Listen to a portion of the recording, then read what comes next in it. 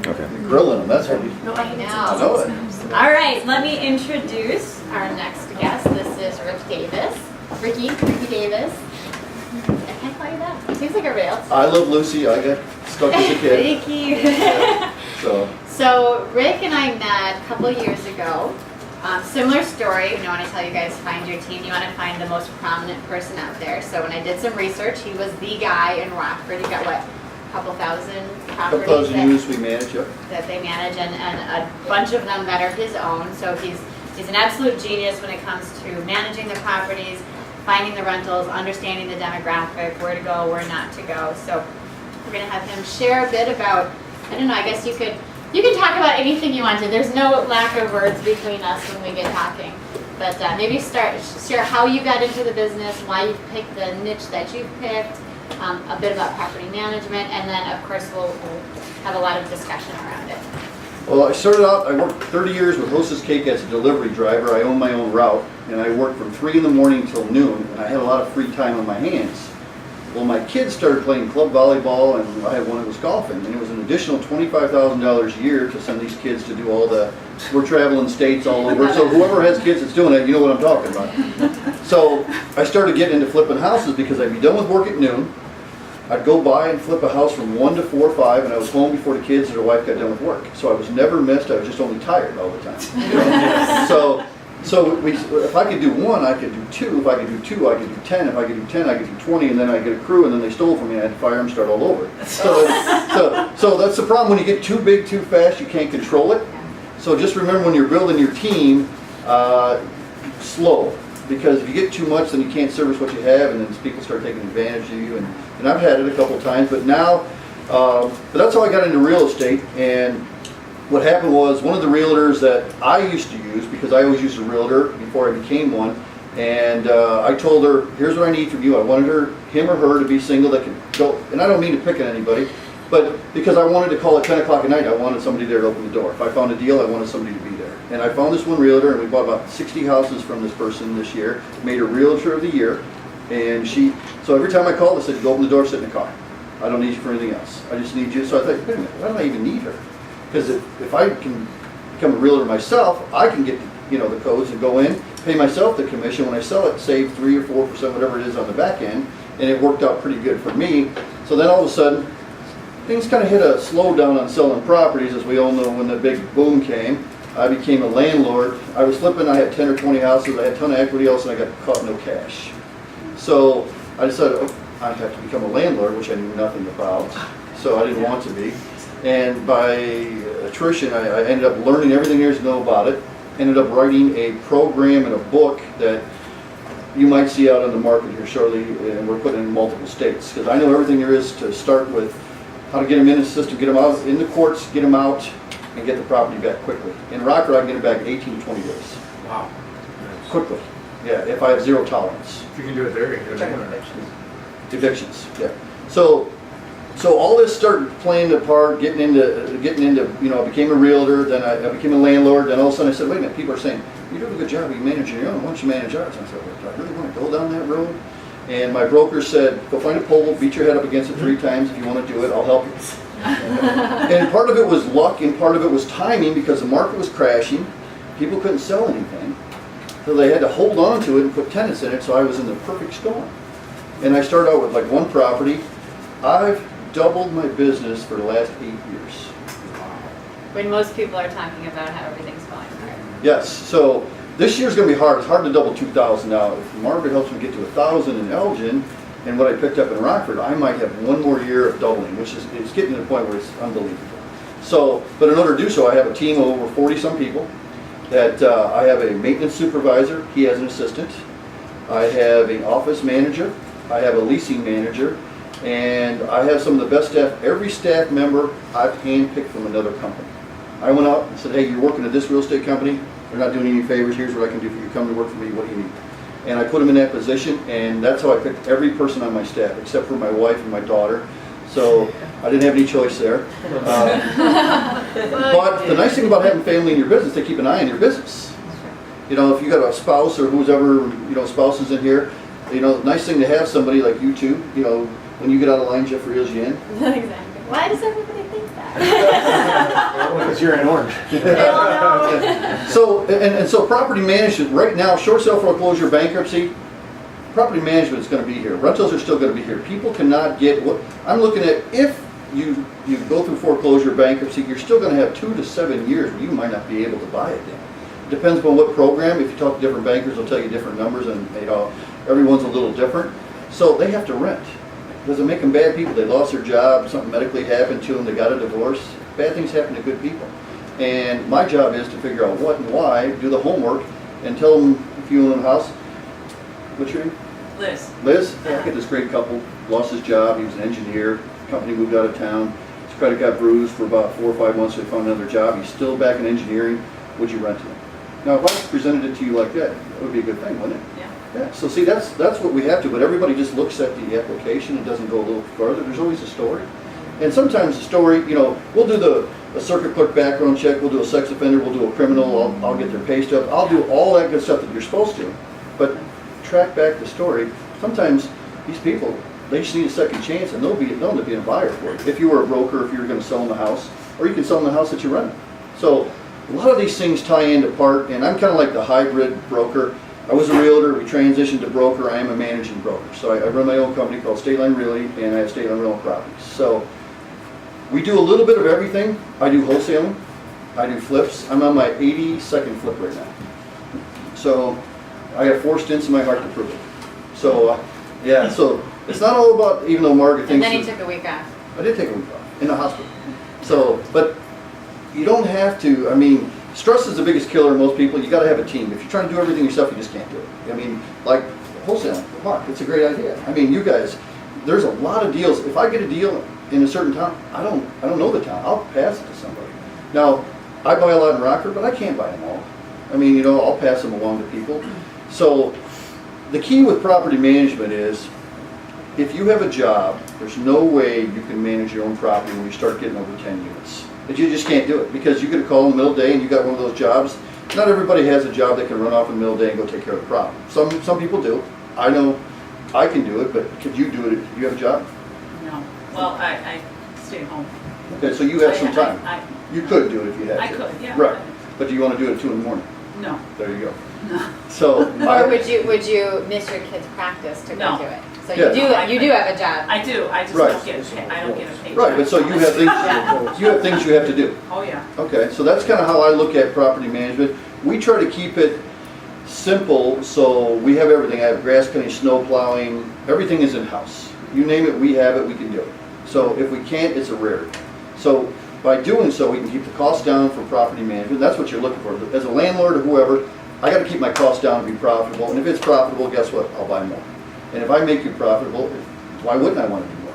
So that's kind of how I look at things. What did I miss? And that's perfect. And that's why we work so well together. So I found Rick because he was at the top of the heap of the business out there. And you start a relationship, it's kind of you're each feeling each other out, are they serious? Are they going to be buying properties in Rockford? And now, because we have established this relationship, the fact that he has everything in-house, I've met his crew, I trust them, I trust him. Again, it's this relationship building that's going to build the profit into the business. So Rick will call me up, and he's called me about some properties in Elgin. He'll call me up. I think there's at least 2 houses that we bought. I never went inside of them because I trust him. I don't need to go inside of them now. So when we talk about we flip to flow, we're flipping the house, and Rick is a great guy to create a cash flowing property with. And it's funny, when I've talked to some people and they're like, well, if he's doing it, don't you think they're just going to send you the scraps? That's not at all what happens. Because he needs to be managing the properties at the end of the day. To me, it's a perfect relationship, because at the end of the day, he's going to be taking on all of the headaches that I'm purchasing. He doesn't like it when I purchase headaches on my own, because they're his biggest headaches. And I You can't buy in Rockford. I promised him I won't do it anymore. Well, $5,100 house is his biggest headache now. Well, just for example, somebody really, you know the area, and I won't let you buy in an area that you shouldn't. Because if I'm going to have to manage it, why do I want that headache? And I'll make sure of it, and I'll say, unless that drops to here in price, maybe it's worth it, but if not, there's better areas to be in. So that's kind of what we try to do with our people in-house.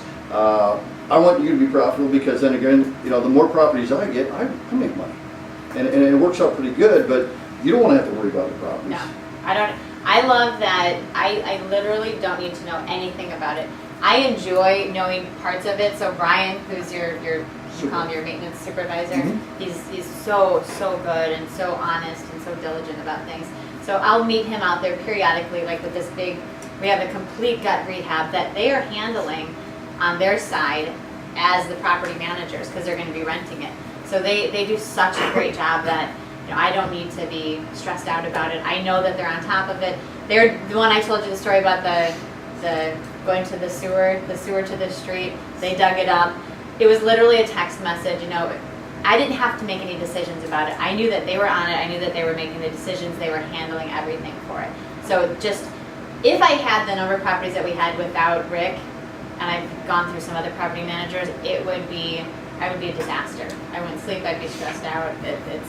He makes my life possible. When we talk about lifestyle, having a team like that makes it possible. And the fact that he can throw deals at me, when I'm ready, when I flip a property, I'm like, hey, I need to pick up 2 single-family homes, I need to pick up a multifamily. He's going to, without my needing to touch anything, he's going to call me and say, I got this deal, and he's looking out for my best interest. Speaking of which, I need 900,000, Okay, done. 36 units. Perfect. I rehabbed them all already. Really? So it's gonna be a great deal. So find some equity partners in here, because I already got it dialed in, and it's already, and here's the problem, the bank won't sell it to me because I'm the broker. See, there's, we scratch each other's backs. So if I can't have it, I might as well keep it as a management and give it to somebody else. I'll make the commission, but somebody else is gonna get a great property, because I already did all the work.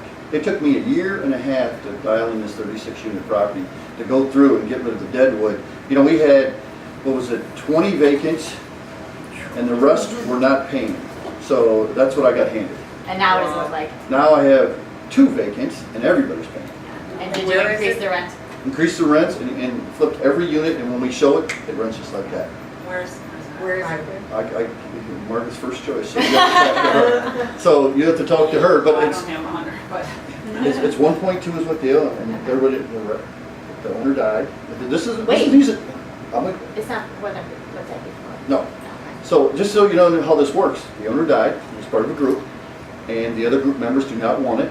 And this was this one owner's that died that wanted this area, and the other guys didn't. They're willing to write a $300,000 check to get out. What do the rents go for? About $750. So do the math on that. Yeah. So, and they pay their own heat and electric. So there's no boiler system. So we did all the homework, but I can't buy it because I'm the broker. So why not? Why is that an issue with conflict of? Because what happens, the bank thinks that I'm not doing my fiduciary responsibility to represent them and get the best price for them. I see. And what happens is I happen to know the lender, and the lender doesn't want to lose, which I can hook you up with the lender. So that was my next question is, will the lender Yes. write a note on it? Yes, So- it will. So we could come in with 25% down, or depending on how Could eager be the less. lender Could be 20 to 25. So we can come in, we put the down payment, and then they, I don't know if it's a foreclosed deal or if they're just Not a wanting to foreclosure. get out of it. So they want to keep the business. The bank is in the business of lending money. Mhm. So if they can keep the business, we can come in, get a loan on a property that they already know is being managed, they already know is cash flowing. You know, with the banks, they're so eager to give you money. If you can put the down payment down and you can show the cash flow, you can show the NOI on it, all day long they're going to give you money. The stipulation of this particular buyer, he had a note coming due. The bank refinanced it. Remember our discussion about commercial notes? So they was coming due. The only stipulation was it had to be professionally property managed by me, which is even better. So I had so because I have this relationship, because I put $20 million through their bank, you know, and they love it. And I keep an average, you know, you keep $1 million in your bank on a daily balance, they kind of love it. So when we need something, they just say when and how much. They come and pick up my money at my office. I don't even have to go to the bank. That's the kind of relationships you want to establish. So, and then the other thing about when you get into, we'll go over that deal, it's gonna be a good one. Yeah. Because, and it has to be yesterday. Okay. I'm good with Because- yesterday. So, sorry, Jeff. I No, no, know. no. I don't do these things alone in a silo. I have my Well, the only reason I- partners You have your in fellow crime. oranges. I have my fellow oranges. No, because you know what, when I find a deal that's smoking, and I have another one that the bank owes, they lent out 900,000, it's a 16 unit, you can pick it up for 400 grand. Yet again, they won't sell it to me, because, you know, it's like, I wish I wouldn't be the broker sometimes, I could get a lot of deals, but one good thing is I'll give it to somebody I know, and I'll still retain the management, the maintenance, I'll make money, you'll make money. And again, there's more than enough to go around. You Oh, know, there's no lack of opportunity. There's so much money to go around right now. I mean, there's a lot of money sitting on the sidelines. I don't know if you guys know it. I belong to a local country club in Rockford, and I'm sitting there having lunch, and I try not to peddle my business because, you know, it's our club. The guys get together, we do our thing, and we play golf, and we don't worry about who has what money. Not, you know, like you think country clubs do, but we don't. And next thing you know, he said, "Hey, Rick, you know, I have an extra 600 grand. Think you can put that to work for me?" I mean, I get all the time. 600,000, 500,000. I got some, you know, they have the 401k, they have the stock, they have money in the bank. They just need to put it somewhere else. So go find some of your friends. They got money, and you just got to show them how to use it. It's like the story that Ken shared this morning. You know, we were talking about embracing the identity of the real estate investor, because there are people that want a real estate investor to take their money and make a good return on it. That they have no idea what to do with $500,000 or a couple $1 million. They know how to make it, but just because somebody knows how to make that money doesn't mean that they know how to create cash flow from it or keep as much of it as they can. That's what people like us Find do. that 50-year-old Polish guy. Yeah. Question. Okay, so I've got a question from, I think, from the standpoint of all of us who are new into this business. Mhm. And we're getting into the flip and flow, Yeah. and we're gonna acquire our rental properties. What are we expected to be paying property managers? Great question. Every area is a little different, and most property managers, depending on where you're buying, are going to charge you a certain flat, or I charge in this area 10% of the gross rent collected. Now, what that means is, now if you come to me with Worth a, every penny of it Yeah. all day long. but it gets, if you come to me with a 24 unit complex, you're going to get less. Volume gets discount. I usually go, what do I give you, like after 6 or 8 units, you got a discount? Yeah. Yeah. It's like, Yeah, so Yeah. as you start getting to a certain number of units, your percentage goes down. And so what we try to do, and then the only other cost involved with a property manager is a placement. In this area, I charge 1 month's rent to put that tenant in there, and that means you don't pay me until I get a qualified tenant in there. So if I have to show it 60 times, run all the backgrounds, do everything I can until I finally find one, and then you don't pay me till close, okay? And then, you know, then we take our normal monthly out, and then we set up a contract. We like to do a 3-year contract, but it can be dropped after a year. We just make 3 years, so that way, when it comes to that year, if we're doing good and you want to continue, we don't have to do any more paperwork. If you want to drop, give me a notice, you're out. So I just like to do a year, and there's a buyout clause in it, so that way, if for some reason, if you come to me and say, Rick, I got to sell this property, I'm going to declare bankruptcy, I'm going to let you out of your contract. Prove to me, you know, I just don't want to let somebody out of a contract after I took a 36-unit building, spent a year and a half to build it, and they want to cut me out of the deal. I'm just not going to let that happen. Or you tie the contract into the sale of property. Which we can do that as well. You know, I don't usually have a problem. When you come to Rockford, well, this is how I'm going to get an Elgin. So when you come to Rockford, I give tickets to the head code enforcement official to the ICE hogs. Okay? I make sure It's all a my people schmoozer. are well taken care of. Whatever they need. I was just at the Rockford Speedway last night.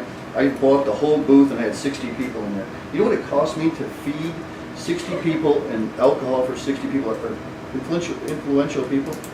Like $900. It was so cheap, I couldn't believe it. I was expecting like $4 grand. I'm thinking, $900, really? Yeah. So I took them all out. So I have health department wrapped up, building and codes wrapped up. I'm on the board of the Rockford Apartment Association, so I get in whatever's going on in the city. I go to all the city council meetings. I play golf with some of the judges. I don't like to. I just do it because I need them. I've been in contempt of court and in jail. Yeah. So I can't go to court anymore because my attorney will not allow it. Because what Smart happened? attorney, very smart attorney. Well, I'll give you the story because you'll like this. Because the judge, sometimes if they show up on an eviction case, and he says, well, I'll give you 14 days to get out. You know, if they show up, if they don't show up, I get immediate possession. And the only reason I'm getting you because you're in the front row. Because you're easy to keep my eyes. So I said, excuse me, Your Honor, but the last 10 people, you only get 10 days to get out. What do you got to have, give them 4 more days of my property? He says, I don't know. I said, well, I want you to change it to 10, because why should I have them stay 4 more days free at my place? If they want to stay at your place, I'm okay with it. But they're not staying at my place for 4 more days for free. Bam, got to go down. Yeah. So then I had another case where there was, we have one judge that every time we pick her, we get her, He has the best stories. I mean, We- this could go on for days. we asked for a change of judge. And one time she came back and said, excuse me, Anna, you're going to go back in those chambers. You can't rule from your heart, you have to rule from the law. And I got to go sit down in jail again for a while, and then she apologized and we got what we wanted.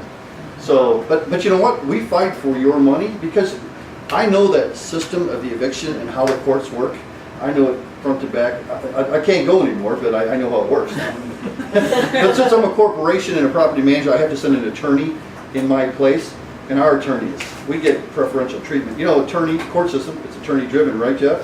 So you guys get to go first when it comes, if you're a pro se and represent yourself in your own court case, you're gonna wait till all the attorneys are done. If the attorneys keep coming in, you're gonna wait, and you're gonna wait, and then finally, so that's why it's better off to have an attorney to go through. Pay the money, get it done, and get your property squared away. It's easier that way.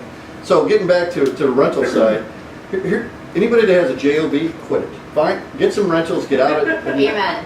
Amen. Because you know what, I worked way too long and I screwed up, but here's an example. If you guys can do simple math. If you have 100 properties, which I do, and you make $500 net profit, how much is that a month? Who's the math guy here? What's that, 50,000 a month, right? What's that times 12? 600 grand. Can you live on 600 grand or 70, whatever it is? Can you live on that? Okay, now, if all your needs are taken care of, and you're making that money with a property manager doing it, just think how many deals you can do. Okay, so let's just say, say I'm making, I don't know, 600 grand a year, whatever it is. I own a property management company. I'm buying and flipping rentals. So what happens is, when you don't have to think about your daily money to live, you can really make money. Because you're past that. You know, you guys, once you get past that, I don't have enough to live, once you get past that phase, you can start making it in buckets. I flipped a property yesterday. What did I do? I bought it for 11.5, 4-bedroom, 2-bath. 11, like as in 11,000. Wait a minute. I got 20 grand in this property, sold for 69. Less than 2 weeks. In Rockford. Rockford. But I mean, they're out there. I mean, just like you're a wholesale guy, I'm not saying everybody come to Rockford, but I've seen some of the stuff you're doing, and I got to know the numbers, and I'm not going to share them because that's her stuff, but there's some good numbers here. Yeah, I mean, I'm thinking, why am I not doing it here? But you know, you got to pick your area where you want to get good at. Like if you come to Rockford and you say, hey Rick, should I buy in Blaisdell? And I said, oh, why would you want to get shot? You know? Should I buy in North Central? No.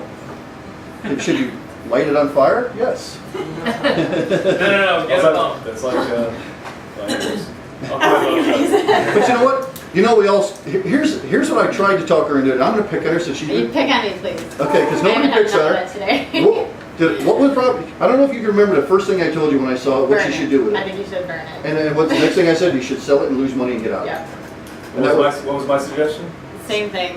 now, and here's the So thing. what you did gotta- I do instead? You're trying to have money take I'm care of the looking for problem. like 100-year return on this particular deal. We all have the unicorn that never works, right?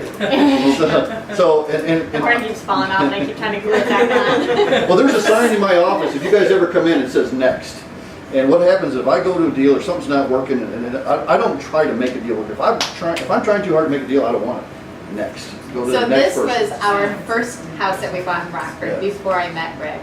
And so Jeff and I, this is my justification, I'm gonna stand up for this, is that if we didn't buy this dog house, we never would have met Rick. So there is it's some just the cost of me finding a good partner. cost of doing business. Yeah. But eventually, you know what? Maybe when it gets all done and you get a tenant in it, we can sell it and only lose this much, Jeff. I'm gonna retire into that house in the hood if I have to, right. That house has got to go. Because let me tell you about our market so you understand. Our market is so different than your guys' market. So in other words, Totally. we used to have $115 average price in some of these neighborhoods. It's down to $35,000. So I am buying everything that I could see. So when in your market, whenever it gets to that level, where I don't know this market yet, but I will. The more I'm here probably 2 or 3 days a week now, and I'm going to know this market, and we're going to take over Elgin. We will, right? Okay. And I was just telling, what's your name? Linda. Linda, in my market, I asked the other property management company that they either get out, or I'm gonna buy them out, or I'm gonna run you out. And I bought out my competition. I offered 2 property management companies here in town to buy them out, and they did not take my offer, and now I'm gonna run them out. So, we have the systems. So you like- want him on your side, not on the Yeah. other? You know what? I have principle, you know, sometimes you piss me off, I'll make it my lifelong mission to make your life better. I will. And you know what, no matter what the cost. And it's just one of those Like things. that. Sometimes men, yeah, just like your, or something. So, property management right now. But you know, to that, he comes in with such a big heart to help people. So it's not, you know, it's not a, I'm gonna do this out of spite. It's, you know, he comes from a good place, but if somebody butts heads with him. Well, we have to, just like I've been in, you know, I will sit down in the jail, because you know what, I was right. You know? It was worth it. You know, what, And aren't you glad you have somebody who will take that for us? well, let me tell you, I didn't tell you about our leasing manager. Our leasing manager will be up here to help you guys if you buy rentals, okay? And everybody up here should buy rentals because you need passive income. You gotta have passive income if you're gonna quit your job. Getting chunks of money is great, but what happens with chunks of money, we spend it, we buy something else. You gotta take, and I don't know if you do this, but we never talked about this, so We this is. actually have never talked about our, so I mean, he's preaching what I was already preaching, but we've never actually had this conversation. So she just asked me to come, and I said I'm gonna be in the area. What I do is every time I flip a property, I pay myself. I don't know if you do. I pay myself a certain amount of money because my time is worth money. I take that money and put it away or invest it, but then the other money I go find something else. But you gotta pay yourself. What's your time worth? And you gotta take some of it away. I earned it. Now, it's easy to take that whole money and invest it, and I hope I'm not jumping on your shoes No, of you what can. what you guys do here. This is what we say, is that everybody's got a little bit different strategy. I pay myself and put that money away. Because, just so you know, I lost $4 million one year, and my wife looked at me. We went from retirement, because I retired from Hostess, to losing all my retirement money to not knowing what we're gonna eat the next week. And that's a true story. I don't even know this, I filed bankruptcy. Make a long story short, due to some medical situations, not in my heart, something else. And, and I got myself back, and I got all that money back plus. So what happens is, if I can do it, and I'm just a lowly route guy, I can figure it out. And so it's not rocket science in this business. The problem is, people think it's too good to be true, and it isn't. Just go out there and make a deal. I mean, I'm making money so fast, I got so many deals on my desk I can't even take care of. Isn't that sad? You know what I'm looking for? I'm looking for a protege, but I can't find anybody that works like me. But you didn't go broke though. You didn't go broke though. But you know what? I mean, they were going to repo my car and everything. Yeah. It was pretty sad. I mean, it was bad. I worked my whole life, and now I got nothing to show for it. And I'm sure that's where 3 of the stints came from. But Where's the pork on? Probably my wife yelling at me. But you know what? I don't ask permission anymore from my wife to do deals, because now she believes in what I can do, because I proved to her that we got out of the hole and we made money, and now she can do whatever she wants, when she wants, and how she wants. So I just, kind of like she does without asking. But she's proven herself, most of the time. Except for the one. But you will make a mistake, I guarantee it. And what you got to do is, when you make it, get in, get out, take your losses, and get the heck out, because take what you lost and go buy something else and build it up, and you can get it back quicker. I've done that many times. I wrote a $5,000 check to get out of property because I screwed up. What are you going to do? I can't fix what I did. I just got to move on. And I could beat myself up for it, but I look back and laugh now. But at the time, $5,000 at that time was a lot of money when I was just starting out. And I'm sure most of you guys are all beginners. Yeah. So don't be scared. I mean, rentals right now are huge, and the rents here are pretty good. Good. We were looking at some houses that we've got that he's going to start managing out here, and what is it, 3 times more here? Yeah, But also our taxes are, it's. I like having both. I love the Rockford properties because taxes are lower. They're not as low as Indiana, but they're lower. But you can still get good, solid rent as long as you have a good property manager who's finding good tenants. Here, you can get more, but it's going to cost you more to buy the house. It's going to cost you more in holding costs. So if something happens where a property's empty here, it's going to eat away more than it is in Rockford. I don't stress out about the house on North Central. We've had it for like a year, and we haven't even touched it. We lament back and forth about what to do with it. But I haven't lamented about it. But I knew exactly what I He's wanted just to do. He's got one about stint it. coming. He's going to have a stint. I can see it right now. Just like that. One property. But you're going to have that one house. Sometimes you're stuck with that darn one house, but there's so many deals out there. If you get the a good holding costs are so low out there that I almost wish they weren't, because then I would I would be more inclined to listen to the guys here who are smarter than me. How about this story? My wife goes, let's go run by Custer. And I said, what's Custer? Don't you remember you bought that 3 weeks ago? And I forgot I bought it. I bought it and didn't even do nothing with it, just sitting there for 3 weeks. And I forgot about it. And she says, and she looked at me like, are you kidding me? And so every once in a while we'll go run. She hates real estate, but she just does it to please me. But we want to go buy it because she said she wanted to see it. And I said, forgot all about it. So now I had to get a crew to get going on it because I sat on it for 3 weeks and it cost me money. I mean, it didn't cost me money, but it was. Right, I paid, you ready for this? $12,500. 3 bedroom, 1 bath, 2 car detached garage, $12,500. So how much does it typically cost you to get that up for rental? I'll have less than $6,000. My rule of thumb is a lot of my houses that are, if the siding's okay, windows are okay, roofs and appliances, the mechanicals are good, I get in and out less than $5,000. And I'm a 2-week guy. I'm like, I don't want to hesitate. If I have to go 2 weeks, I have ADD. I'll be on to something else like I forgot. No, what's gonna happen? Yeah. If the crew's not there the next day, it's out of. And I get in trouble for my crew because they always say I'm pulling my crew to go do my houses. I said, no, I'm creating them a job. Every time I buy a house, they do the work, they get paid. And the funny part is, these guys all want to get what you're doing, some of my crew, and they're good people, but not once have they come to me and said, Rick, I need a little extra money. Could I work on the weekend? Or, hey, you can put me in one of your deals, but they just don't do it. Different mindset. They want to get paid more per hour, but they don't want to stick their neck out to make more money, and I just can't. I just don't understand it. Because I'll give every one of my staff members an opportunity to make money, and they just haven't come up to it. I'm not going to beg them to come make money with me, but I want it to be their idea. So, I don't know. But but you got to really, on the property management side, when you're doing it, ask that property manager, if I'm not your guy, ask that property manager, how many properties do you own? Because I would never ever buy properties from a realtor So true. unless they own properties, because they don't bleed like you would. Do you have a rental? No. Then how do you know what a rental is? How do you know when they don't pay? That's one thing I would always do. How many properties did you sell this year? That's another thing I ask my realtor. And I'm not picking on you because you're a new realtor. I just know you are one. So, but that's something that I would never work with, and I don't mean to pick on you as an inexperienced realtor, because unless you had experience in the investment side. So that was my criteria as an investor that I wanted from my broker or realtor of record.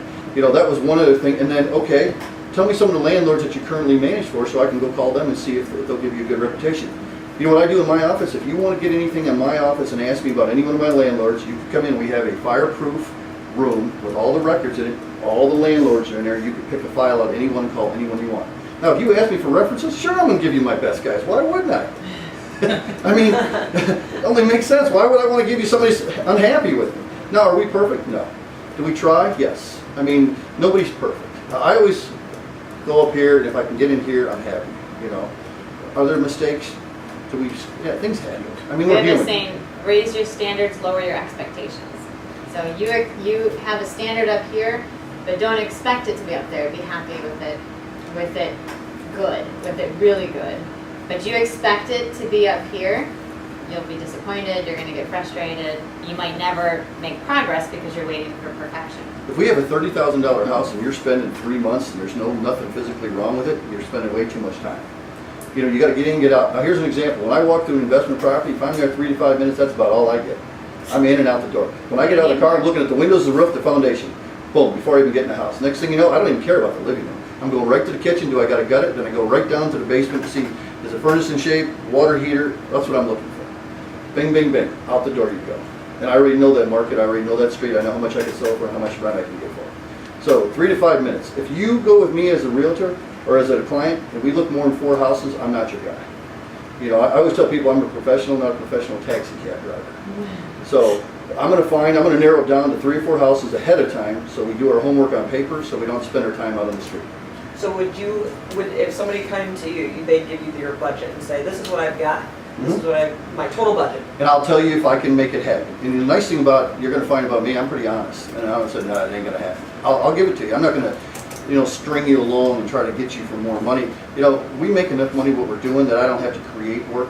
We have enough coming in on a regular basis. Where a lot of people think that, in property management, all that property manager is just doing more work so we can make more money. We don't have the time. Every 125 doors I get, I add another maintenance guy. Every 250 properties I get, I add another administrative person. We have it down to a science. and we're getting better. Our systems, I hired my accountant to come in just to do a working flow chart. Just because when I'm in the business, sometimes I can't be working on the business, so I had somebody else, I paid him $8,000. And I'm thinking to myself, Jesus, not so much. But you know what? He solved a lot of my system problems. We were getting bottlenecked here, we were getting something wrong over here, and we couldn't see it from in-house, and he looked at it from a bigger picture. We put it up, the whole wall, just like you're doing here, and we fixed it. Now, is it perfect yet? No, but is it getting better? Sure. So, yes, that would be part of it. If you buy stuff here in Elgin, through Mark or whoever you guys use, and I'm not trying to steal any business from any realtors or wherever you buy from. I'm here. If you don't have anybody else, I will help you. But if you do, use them, build that relationship with whoever they are, because they're the ones that when they get a good deal, they're going to remember you were loyal. I got that in the back of my mind. Rick, why don't you give me a deal? You bought one property in 10 years. This guy's bought 25. Where do you think it's going? It's going to the guy who bought 25. So that's kind of how I reward my people around me. We had a question earlier about what if, so we've done a partnership deal where most of the people in the room are doing 2 houses that we're flipping together. Mm-hmm. And they're gonna they've each invested a portion of it. So they might not have enough to buy a full, even $25,000 property. So the question was, can you buy something with $5,000? And I suggested there's some creative ways where you could do $5,000 down and do owner financing. So if somebody came to you and they said, all I have is $5,000, can you hook me up with the right people so that I can buy my first rental property? Yes. No, the problem is sometimes they're not always there when you want them. So sometimes you have to say, hey, I have this situation and I have this kind of money. If that comes around, can you get me in that deal? Like, here's an example. I'm glad you brought that up. There's a 20-acre parcel that this lady owns outright, which means no mortgage. So to me, I love those because I can do anything I want. And she wanted to sell it, couldn't get her number. She's stuck on her number. So I said, how about if I take it over for you? I'll give you this much money, pay the taxes, and this much money per month. Give me 5 years to pay you your price. So I'm buying it today's price 5 years from now. Now, you do that all day long, wouldn't you? If that was a good price. She took it. And I'm mad that I didn't offer less. So I got a question on that though, because basically, it's kind of that seller finance. But what about, there's sometimes when you have issues with like titles. Like, do you own the title on that then? Well, I have an attorney sitting back here. I'm not an attorney and I don't practice law, so I'm giving you a disclaimer up front, okay? So here's how I write those deals up with my attorney, because I never do them by myself. I always have an attorney, so if Jeff's your attorney, use Jeff, and if he isn't, whoever you use them. But I always like to do an agreement for deed, okay? I always do the agreement for deed, file a memorandum of agreement, and basically I'm the owner of the property and they're basically the bank. I can do what I want, when I want, how I want. Now, especially with no mortgage, it's even better. Than the So how banks. do you do the research on the back end? Just Well, run a quick title search? The lady at the title company really likes Coach purses. And my daughter, so my daughter, John's like shaking his head back there. so, and you know what, I wouldn't know about them except for I have a daughter that has Live in like the 20 gray. of We them. live in the gray. So what happens is, Outside the box. every year, Foot box. I buy her a $300 Coach purse. Minimum, okay? So whenever I call her, she drops whatever she's doing and I get title search, title work, you name it, I get it. So here's the thing, when I worked for Hostess Cake for 30 years, if a store manager and I needed to front display to put a big thing of Twinkies, I went to him and let's say, Jeff, you're a fisherman? Hey, did you go fishing this weekend? How was your fishing trip? If he was a fisherman, I was a fisherman. If he liked Coach purses, so did I. So you got to find what they like and do it. Here you go, Rick. Oh boy. Good to go. Oh, it's fine. It goes with everything. So I know this sounds stupid and corny, but it works. Don't you think? It totally works. I mean, you got to That's find how out. business is done. It's through relationships. It's through getting to know people. I know not to call Rick on a Wednesday because he's golfing. Every Wednesday afternoon, do not call me. I will not answer. If he answers, I'm like, why are you answering the phone? You're supposed to be on the golf course. He's like, I am. I just saw it was you. Yeah. Hang up the phone. Let me get your voicemail. Yeah, so there's certain days that but I'm telling you right now, you were in the perfect storm. Like, I think you guys preach buy one, flip one, hold one for rental. Yeah. That's how you guys do it. So, but I think that's a great idea because you're always getting some cash, and then you're always getting some cash flow. And once you get cash flow in that, I call that mailbox money. I love mailbox money. You know, I get that, and that's what you guys, I don't know what you call it. Yeah, that's a good one. So we call it Call it your ATM. Yep, so